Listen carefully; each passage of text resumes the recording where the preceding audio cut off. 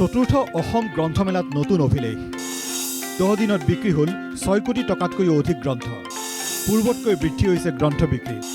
নপুৰণি গ্ৰন্থৰ লগতে বিক্ৰী বৃদ্ধি হৈছে শিশু গ্ৰন্থৰ। অভিলেখ সংখ্যক গ্ৰন্থ বিক্ৰী হৈছে চতুৰ্থ অসম গ্ৰন্থমেলাত। খানাপাৰাৰ অসম পশু চিকিৎসা মহাবিদ্যালয়ৰ খেলপথাৰত অনুষ্ঠিত হৈ থকা গ্ৰন্থমেলাত 10 দিনতেই বিক্ৰী হৈছে 6 কোটিতকৈও অধিক টকাৰ গ্ৰন্থ। যিখিনি গ্ৰন্থ বিক্ৰী হৈছে আচলতে পূৰ্বৰ অভিলেখ স্পৰ্শ কৰিছে। পূৰ্বতে আমি 6 কোটি টকাৰ গ্ৰন্থ বিক্ৰী কৰিছিল গ্ৰন্থমেলাত। এই বছৰ প্ৰথম 10টা দিনতেই এইখিনি হৈছে। আজিৰ দিনটো আৰু কাইলৈৰ দিনটো আচলতে মানে 6 কোটি বুলি হোৱা বুলি স্পৰ্শ কৰা বুলি আমি হেৰি কৰিছোঁ। গ্ৰন্থমেলাৰ প্ৰায় প্ৰতিটো দিনতেই গ্ৰন্থপ্ৰেমীৰ অভাৱনীয় ভিৰ। প্ৰায় প্ৰতিখন গ্ৰন্থৰ বিপণীতেই প্ৰিয় গ্ৰন্থ বিচাৰি ভিৰ কৰিছে গ্ৰন্থপ্ৰেমীয়ে। সকলোৰে হাতে হাতে কেৱল কিতাপৰ টোপোলা। একচুৱেলি এইটো আমি এইকাৰণে আনিছোঁ যেন সিহঁতে এক্সপ্ল'ৰ কৰিব পাৰে, নতুন নতুন বস্তু এক্সপ্ল'ৰ কৰিব পাৰে। আমি সদায় বুকছলৈকেই সীমিত থাকোঁ, কেতিয়াও সিহঁতক বাহিৰৰ বস্তু নেদেখাওঁ। তো এইটো মেইনলি সিহঁতক অনাৰ কাৰণ হৈছে যেন নতুন নতুন বস্তু দেখাব পাৰোঁ, নতুন বুকছৰ লগত সিহঁতক দেখাব পাৰোঁ। সিহঁতৰ ভৱিষ্যত জানিব পাৰে যে এইবিলাক ইমান ধৰণৰ বুকছ থাকে, ইমান ধৰণৰ কিতাপ আছে, আমি নাজানোৱে কিমান অথৰ্ছে কিমান ধুনীয়া ধুনীয়া বস্তু লিখিছে। তো তাহাঁতক সেইবোৰ বস্তু দেখাবৰ কাৰণে আমি ইয়াতে অনা হৈছে। সকলো কিতাপৰ বিপণীতেই ভাল হৈছে গ্ৰন্থৰ বিক্ৰী।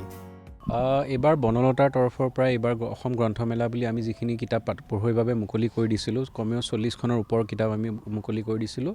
তাৰ সকলোখিনি ভাল এটা সমাদৰ লাভ কৰিবলৈ আমি সক্ষম হৈছোঁ। তাৰ লগতে যিখিনি পুৰণি কিতাপ আমাৰ বিশিষ্ট লেখক যেনেকৈ আপোনাৰ অনুৰাধা শৰ্মা পূজাৰী, হোমেন বৰগোহাঁই, হীৰেণ গোহাঁই বা ইয়েছে দৰ্জে থংচী, তেওঁলোকৰ সকলোখিনি কিতাপে যথেষ্ট পঢ়ুৱৈ আমি লোৱা দেখা গৈছে।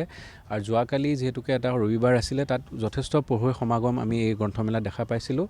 আৰু আমি এইবাৰ গ্ৰন্থমেলাত যিদৰে ভাবিছিলোঁ তাতকৈ আচলতে যথেষ্ট ভাল আমি এটা পৰিণাম পাবলৈ সক্ষম হৈছোঁ।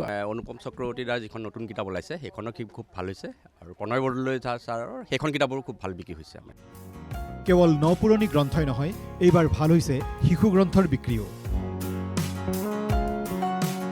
গ্ৰন্থ বিক্ৰী বৃদ্ধি পোৱাটোৱেই আশাৰ সঞ্চাৰ কৰিছে লেখক প্ৰকাশকৰ মাজত। গ্ৰন্থমেলাক লৈ লগতে চৰ্চিত হৈছে চানমাৰিত নহয়, এতিয়াৰ পৰা খানাপাৰাতে হ'ব অসম গ্ৰন্থমেলা। ভাল পাইছে। মই পাব্লিচাৰসকলৰ লগত কথা পাতিলোঁ, তেখেতলোকে মোক ক'লে যে ইয়াতেই হ'ব লাগে, ইয়াতে পাৰ্কিঙৰ অৱস্থা আছে।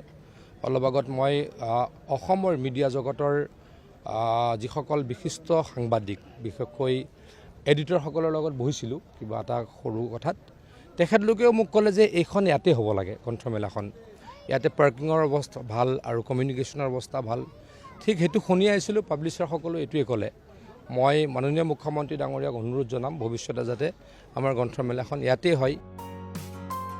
ভিডিঅ' জাৰ্নেলিষ্ট হৃদয় দাসৰ সৈতে বশিষ্ঠ দেৱ ফুকন আৰু কল্পজিৎ শইকীয়াৰ ৰিপৰ্ট NK TV।